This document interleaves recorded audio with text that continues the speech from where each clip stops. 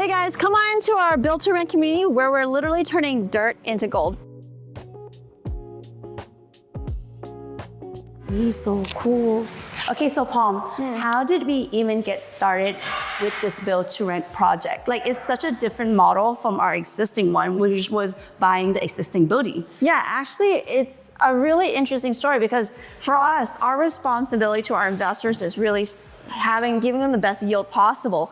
And what we felt was this was the best asset class in order to do that because we're able to start everything from ground zero. We bought the raw land, Literally the dirt, and we did every single thing to add value every step of the way. With existing properties, we're not able to do this because everything's already built out. You can see with this specific unit, look at how this countertop looks. Look at the light fixtures. Look at the backsplash. None of these things exist in 1970s, 80s, or 90s apartments because those just wasn't built yet, right? So that was one of the things that we thought. Also, with this type of model, we are able to do longer term holds, have multiple exit strategies that allows us to give flexibility to our investors as far as like what can maximize their returns. How do we build something like this when we don't even live here? How do we manage like our construction site, the people, our team? Well, we are complete believers in the age of partnership. So obviously we live thousands of miles away. We're not here to do on-site management of the project, but we have a team that actually does that. And completely compared to the last time you were here, which was raw dirt, look what we have. It's quite amazing, right? Yes. Look at all the buildings, the structures that are already up since the time you were here, just like probably about like 8 months ago, something like that. So yeah, the team on site does a lot of the management. We are more asset managing, so we're high level, we're not in the minutia. And that actually is a good thing because it allows us to really grow faster that way. Yeah, so we always focus on the who, not the how, right? So we don't have to know everything. And that is something that we always encourage and teach people that, hey, you don't need to know everything and do everything yourself. Yep. Yeah. So what is the biggest difference between doing development projects and buying the existing building? Like in terms of risk, timeline, and returns for investors? So for this specific project, the interesting thing is we bought this project several years back. Now we're getting to year 3 of the project starting in January of 2026, but we owned this property, the land underneath it, for 2+ years before that, without bringing in even one investor. That was purely our own money. That was money that we used to do the soft engineering plans, permitting, all those things.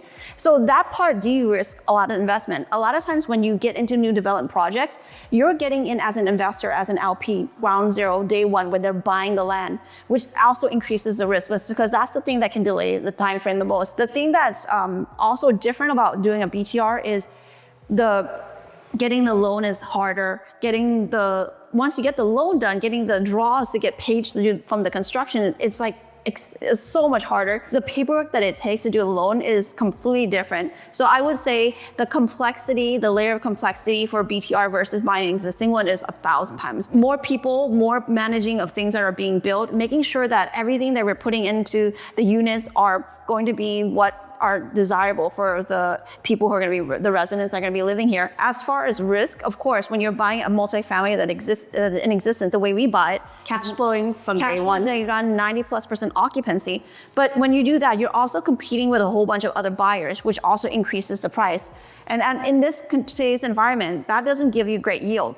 When we're buying raw land, to be honest, the price that we bought the raw land for this project, today we cannot buy it for that price anymore. So we're able to capture that difference, that margin from buying raw land to having existing properties to becoming income producing properties. So every step of the way, we're increasing value. Now, as far as risks of doing a BTR projects, first one, of course, is construction delay or project delay.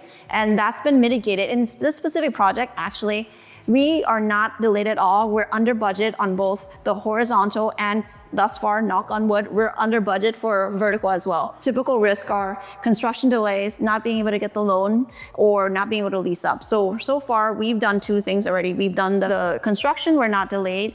We're under budget. As far as the loan, we were able to secure the loan with a very favorable term. And right now, we're already beginning to lease up 2 of the buildings, which is about 8 units. And that we already have interest coming through from our marketing campaigns. And in terms of returns, so we have different type of investors. investors. Some investors are looking for a tax benefit, or while other people are looking for cash flowing. And then this type of investor who invests in built to rent community, they're looking for generational wealth, where, you know, like we literally have zero like income and then lease up the whole entire community. And the other thing that has to be really emphasized, which is the difference, is when we did this investment opportunity, when we did the webinar, the one thing we had to really try to first do was explain how it's similar to multifamily apartments that are existing. So the model, originally we did like a 5-year hold, and we explained this is a 2x return, etc. Now we also told them that because it's individually deeded BTR units, we have so much flexibilities. We can literally sell this one unit right now if we wanted to, or we can sell a group of them to an investor, or we can sell the entire property. Now, the beauty of BTR, because we built it ourselves, what ideally we would do is we'll hold the property long-term, have multiple refinances, which are obviously isn't taxable because it's debt, have the residents pay for the mortgage, while we try to pay out the principal amount to our investors as soon as possible. So in a few refinance term cycles, you may have $0 or it's still stuck in the property, but it's still cash flow. So that's the ideal scenario that plays out over maybe 5 to 10 years. So what we love is having like doing the infinite return, right? Where investors have $0 like in the project, and now they continuously get the cash flow. That's the ideal play with BTR. And with build to rent, there's so many exit strategies. And when we buy any multifamily existing building or not, we always have to look, hey, how are we gonna make money? How are we gonna exit, right? Like, can we actually achieve that business plan? And with build to rent community, it's brand new. We actually have more options. Like you said, this one is individually deeded. Yeah, so this is unique. Typically, builders don't do individually deeded properties because it actually takes way more paperwork. So imagine every permit, we have to apply for 118 permits instead of just one. Every building has to have its own certificate of occupancy. So that just adds a layer of complexity on the management side. But for the person who's going to be investing or buying the property from us, it gives them so much flexibility. And for our LPs as well, for our investors, we have so many options, like I mentioned. Even now, we have brokers asking us, can we sell these? And we're like, hold on, we haven't finished building. Well, I know that an institutional buyer who's really big, one of the biggest in the entire world, actually wanted to make offer before we even have a building up. Yeah, they approached us back in April and said like, hey, would you be interested in selling? And we're like, not yet. At the right price maybe, but not today. What surprises you most about build to rent project? Like either it's like, oh my God, what am I getting myself to? It's so much more complex than I thought. Or wow, this is so rewarding. I think for us, coming from the fashion background, we always love turning something that's on paper, like a 2D, into a 3-dimensional, something that you can touch and feel, and most importantly, something that people can appreciate. This project is really fulfilling because we started out with a concept. We started out with a blueprint. Like pattern in fashion. Like in pattern and fashion, we have technical design, which is like engineering. Then we have like all these blueprints, like patterns.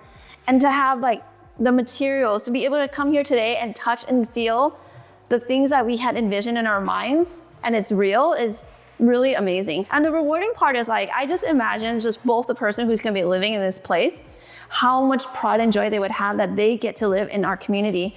And for our investors, just to think that their belief and faith in us is going to pay off. They put in the seed with us, and now it's growing, and it's soon gonna have like money trees that they're gonna be able to reap benefits from for years. That's amazing. For someone who have never done the ground up development project, what are the 3 most important things for them to get right? Number 1 is do not feel discouraged, because I know a lot of people would say, hey, don't do ground up development if you are brand new or just started. But here's the thing, I wouldn't recommend you do it if you're brand new. However, if you partner up with the right people, I think it's a great opportunity, because investors are chasing yields. They don't need to know how to build a building. They don't need to know how to negotiate with a seller or even talk to the city. But the cool part is if you partner with the right people, the experience can be transferable. They will be able to help teach you all the things that you need to do. For example, we actually have a father and son duo that's partnering with us on one of our development projects, and they are brand new to this type of development. But they don't have to worry because they have people who are experienced who can help guide them. And that's one of our passions, because in the past 7+ years, we would not have been able to do any of this if we did it by ourselves. So I think the number one lesson is do not feel that because you're new, you have to settle for something smaller. You just have to find the right who to help guide you. Yeah, but we would highly recommend if you're brand new, don't do it on your own. Yeah, don't do it on your own, but find your Yoda and have them help you, okay? And number two. And number two is you really have to understand the market, what the market is willing to bear. Because when we did this project, we didn't just conjure up, oh, we're gonna build 3-unit, 2.5 bathrooms just out of thin air. We did extensive marketing research to understand what this market wants, what are the things that amenities that will be desirable. For example, in this project, we have installed pickleball courts because that's like the new trend that's happening in our amenity center. Every unit also has an EV outlet because we understand that millennials and Gen Ys are looking for homes that have that outlet for each unit. That comes with the townhomes right off the bat. So understanding your market is super important and be willing to pay for third-party research. We spent probably almost $40,000, $50,000 just to understand the feasibility of the project before we even raise $1. And number three is the private-public partnership is extremely important. So what this means is that we made sure that the city was on board with what we're doing, that they love the townhome concept. In fact, we are the first townhome concept in the city. And the street that we have was a partnership where we gave them part of our land so that they can build a street that connects to one of the exit off ramps. So a lot of the things on site is possible, and how fast we've been able to do this project is possible based on our ability to really cooperate with the city. If the city doesn't cooperate, then we're going to be in a lot of trouble. We would not be able to do it this fast. When you look at what we have built here, what does this project represent to you? When I think back to our great-grandparents and where they were in Thailand, I don't think they would have ever in 1,000 years imagined that we would be These two girls from our bloodline. Yeah, with like these two like little kids would be like building something like this in the middle of Texas. They've never even flew on a plane, let alone fly internationally to a different country. I think like that's like the dream in American dream. That's the thing that we represent, and we do that for our investors. We understand that those are also their dreams, even if they were born here or not. Only in America. Only in America is dreaming of such things possible. There's a dream in it, right? Only in America there's a dream in the American dream. That's the only place it's possible to have that. The second thing is like on top of that, like once with the American dream, with that grid, once you stack on multifamily apartments where you're able to level the playing field, because 6-7 years ago didn't have any experience in any projects like this, and we were able to do this didn't come from finance background, rich or have rich uncles. Yeah, we didn't have the privilege or portfolio to, I mean, really, we have no reason to be able to do this at all. I'm just grateful that the playing field was able to be level because we were in the right asset to do that. And with that, once you couple that with using other people's money in the right way, there's no ceiling to how much growth we can have in this business. So we're not building wealth, we're building legacy.